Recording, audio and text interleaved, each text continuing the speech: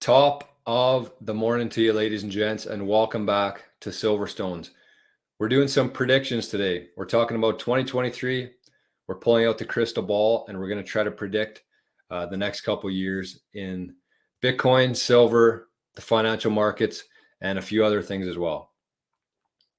In reality, though, we're going to be using math and we're going to be using history and logic to try to make some sense of what could happen. And keep in mind, none of this is financial advice. The majority of these predictions will probably be proven wrong in the next year. And I'm just a guy in rural Manitoba talking into a webcam. So let's get into it. A couple weeks ago, I posted a video on the channel here talking about a guy who was saying that Bitcoin should be worth $2.1 million today. And so we looked at the calculation, which I'm going to show here once again. And it's very simple, which makes it even harder to try and poke holes in it and prove it wrong. So I said it's valid, but we're just not there yet. It's not possible for us to be at that price point yet. So I'm going to take it one step further today, and I'm going to explain exactly what needs to happen for us to get from $18,000, which is the price today, to $2.1 million price of Bitcoin in the future. And whether that happens next year, the year after, I don't know. But I'm going to try to explain what needs to happen for us to get there. And so the guy who came up with this theory, this calculation, his name is Greg Foss. So Greg is a good Canadian guy. He's a pro Bitcoiner. He spent a lot of years working as a portfolio manager, trading bonds, stocks. And so he's been around the block. He knows what he's talking about. And as I said, his theory is very valid here. Greg actually now focuses his energy and his time on Bitcoin mining specifically. And this is actually one of the predictions that I have for the next couple of years. And so I might as well talk about it right now. And that is that Bitcoin, the narrative around Bitcoin, I think will change, because a lot of people right now believe that Bitcoin is bad for the environment. When in reality, the majority of Bitcoin miners right now are using renewable energy or wasted energy. And that's something that Greg is focusing on right now, is turning methane gas into Bitcoin. So if you've ever driven past like an oil rig at night, you see a flare, like a flame, and that is methane gas being burned off, right? So what the Bitcoin miners are able to do now, what the technology allows for, is they're able to capture that methane gas that would otherwise be going into the atmosphere and convert it into Bitcoin using a Bitcoin mining machine. So I think that that's going to be one of the big, what would you call it, epiphanies by investors, by oil companies. And this is starting to become more and more talked about.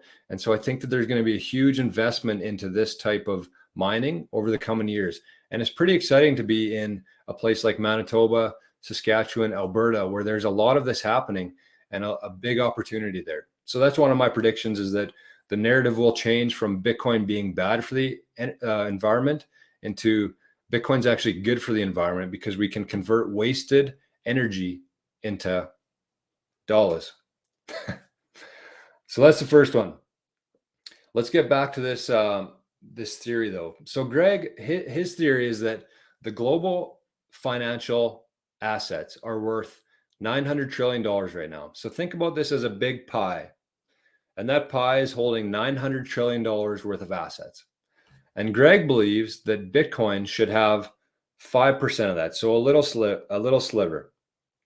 And right now it's a sliver, where I think it's $350 billion market cap right now for Bitcoin.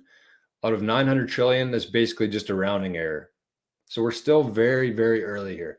Anyways, he believes that it should be 5% of the total market cap, which equals $45 trillion. And if you take that $45 trillion, divide it by the amount of Bitcoin that will ever exist, of 21 million, you get a price point of 2.1 million. So that's what Greg thinks it should be worth today.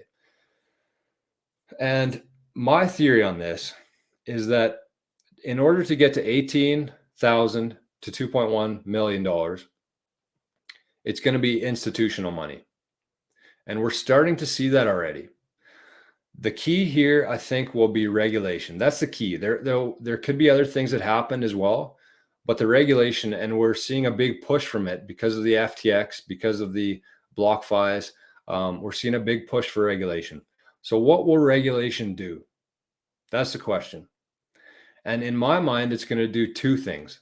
The first thing it's going to do is it's actually going to drive a bunch of people from crypto, because people are starting to understand that Bitcoin is not the same as crypto. So I think once we start to see some regulation and all these cryptocurrencies are considered a security, we're going to see a bunch of that money flow into Bitcoin from that. But that's just a small piece of it. The other part is once it's regulated, all these Fortune 500 companies, the institutional money, once that they know how Bitcoin is going to be treated, and I believe it's going to be a commodity, not a security. And I've talked about that on a prior show. But I think that it's going to be a commodity. So once we see regulation on the whole market itself, that's going to open up a huge, the floodgates for this institutional money to pour into Bitcoin. And that's what needs to happen for us to go from this price point to 2.1 million. And we're already starting to see it. We're seeing banks in the US like Fidelity, they manage $3 trillion worth of client assets, and they're starting to offer Bitcoin to their clients already. So you have people coming in from the crypto side to Bitcoin. You have institutional money, once regulation comes in, being able to buy Bitcoin, have direct exposure to Bitcoin. And then you see, what was the other thing I said there? Sorry, the brain goes blank sometimes here. Oh, and the Fidelities, sorry. And then you have the big banks, the investment firms that are already starting to offer Bitcoin to their clients. So this is all new people coming into Bitcoin. And we know that we can't create more Bitcoin. We know that the schedule of Bitcoin is known. It's shrinking in supply. And so even though there's a bunch of people who are going to be able to access Bitcoin in the next year or two, where's the Bitcoin going to come from? That's the question. And I don't have an answer to it, but we're seeing the exchanges like I said, FTX, these exchanges are starting to crumble. And so where are these institutional, where's all these buyers going to buy Bitcoin from? We also know that the majority of Bitcoin holders, 67% of Bitcoin holders are hodlers, which means they're there for the long term. Their Bitcoin hasn't moved out of their wallets in a lot of years. So they're not just going to be selling their Bitcoin to these institutions unless they get the price that they want for it. And that's the most important thing to understand here. Sorry, I kind of went in a roundabout way there. The brain went blank for a second, but the thing to think about here is that we're going to have all this inflow of people coming into Bitcoin, and there's not going to be a whole lot of people willing to sell it. And there's not going to be a whole lot of exchanges that have Bitcoin available to sell. And so even yesterday, we saw the rumors of Binance having some issues, and the price of Bitcoin shot up $1,000. So I believe that when Bitcoin, the next run up, when we see this huge supply crunch happen, Bitcoin's going to shoot up so fast that heads are going to explode. That's my theory on it, my opinion, based on what I've seen and based on economics, the fact that a huge supply crunch with a huge demand coming in, the price will only move one way, and I believe it'll move in that way in a hurry. So keep in mind that I'm in absolutely no rush here for the price of Bitcoin to be $2.1 million, because I know what kind of chaos that'll have on the world. And I don't mind. I've been accumulating Satoshis as much as I could. I don't have a whole lot, obviously, but it's the best time to be buying right now. So I'm in no rush for this to happen, but I think it's inevitable at this point, based on what we've seen, based on the trends. And so that's a prediction. When Bitcoin goes, it's going to go fast. And yeah, sorry. I don't like talking about Bitcoin and that, I don't like to predict something like that, but it's just, like I said, it's math. So the third thing here that I'm going to be talking about is silver. we've seen the price of silver on the exchanges, the price of silver, they've allowed it to go up a couple dollars. It's worth like $25 right now, which is half of its all-time high, which is absolutely insane. But we're starting to see something happen in the silver markets right now. And that is this institutional money, the big investors are starting to pull their physical silver off of the exchanges. So in the past, these investors had basically just entrusted in the big banks like JP Morgan, Bank of America, to hold their silver on their behalf. And when they ever did want to redeem it, they could just go down to the bank and get their silver. But they're starting to realize, I think, that these banks don't actually have the silver that they say that they do. Similar to how these exchanges in crypto say that they have all this Bitcoin and all this crypto, when in reality, it's just being rehypothecated. And when it comes out, we saw that FTX actually held 0 Bitcoin on their balance sheet. So they were telling investors that they were buying Bitcoin on FTX when FTX actually held no Bitcoin. So the same thing is happening in silver right now. So all of these big investors are starting to take physical possession of their silver. And what does that mean? It means that the banks are no longer able to effectively manipulate the price of silver because they use paper silver and paper gold to high frequency trade back and forth, where they don't actually have to move the silver. They can just pretend that it's moving back and forth because of the paper silver, paper gold. But once these reserves are drained, they can't manipulate it anymore. So I think that we're going to see a more fair price of silver and gold in the next couple of years due to this huge demand and these big investors pulling their physical assets, physical silver out of the banks. And I think that this might be a good time to mention this right now. And this would be my advice going into, I have one more thing to talk about, but it's not as important. So I'm going to give my 3 pieces of advice here for how to prepare for this, because that's the most important thing. We don't know what's going to happen, but we want to make sure that we're prepared for it. So I have 3 tips here of how to prepare for such uncertainty, in the sense that we don't know what's going to happen, but we want to be as set up best as we can for it. So the first thing here is that I'm going to recommend is get your Bitcoin off of the exchanges. I've said this 1,000 times. And if you need help with that, I know that there's a lot of people who have their Bitcoin on ShakePay, on Newton. If you need help getting it off of the exchanges, just send me an email. I'm happy to help. We can either set up a half-hour call, or I can just send you some instructions on how to do it. I don't mind doing that. I think that it's the most important thing that can be done right now. So if you got funds on ShakePay, Binance, BitBuy, anything, if you have Bitcoin on there, get it into your own private wallet. So number 2 is decentralize. Set yourself up on a bunch of different exchanges. Decentralize yourself. So set up a ShakePay, set up a BitBuy, set up a Coinberry, set up a Caleb and Brown account. I'm going to put a link under the video here for Caleb and Brown. They're an over-the-counter exchange, so they don't use the algorithms, the high-frequency trading. You're actually going to phone and talk to a real person. They buy and sell Bitcoin and crypto with other exchanges, over-the-counter exchanges. So they're a lot more reliable. They've been around for 10 years. I've used them a lot. They're very good, very easy to talk to. So I'll put a link below for that. And it takes about a week to get set up with them. So make sure you do it. Even if you don't end up using any of these accounts that you get set up on, that's okay. The best thing that we're going to be doing here is preparing for it, preparing for the worst.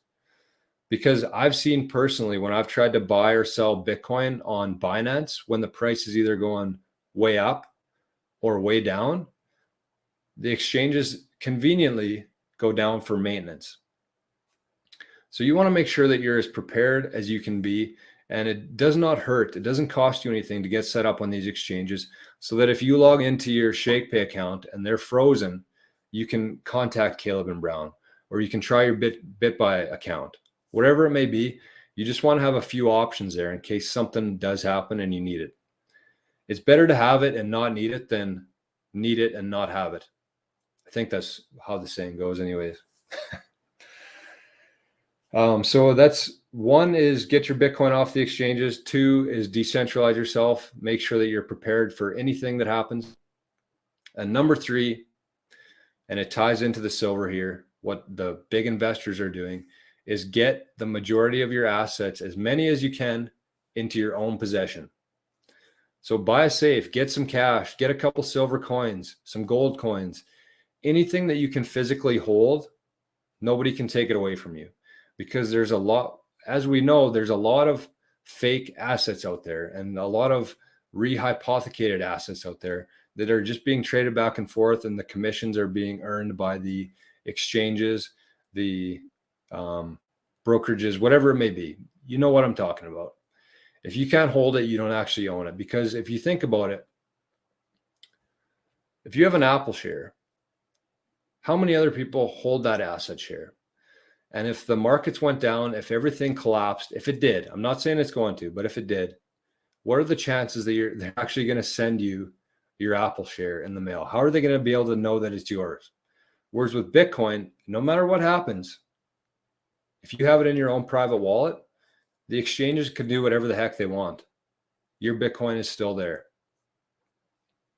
And it's the same with silver. The markets, if the COMEX went down tomorrow, who knows who owns what? But if you have a silver coin in your dresser, you own that, right? Sorry. I hate being a doomsday guy, but like I said, it's history, it's math, and it's logic. It's not too hard to figure out here what's going on. So the last thing here that I want to talk about is history. So we've seen two instances before 2022 where the stock market and the bond market have both gone down in the same year. And that was 1931 and 1969 and 2022, I believe. I watched Dylan LeClaire. He was talking about this at the Swan Pacific Bitcoin Conference, which, by the way, 15 hours of Bitcoin presentations and speakers and interviews, panels. That was like heaven for me. If you haven't watched that, check it out. It's on YouTube. It's called Pacific Bitcoin Conference. It's by Swan Bitcoin. But Dylan was talking about, this is the third time in history that stocks and bonds have both gone down in the same year.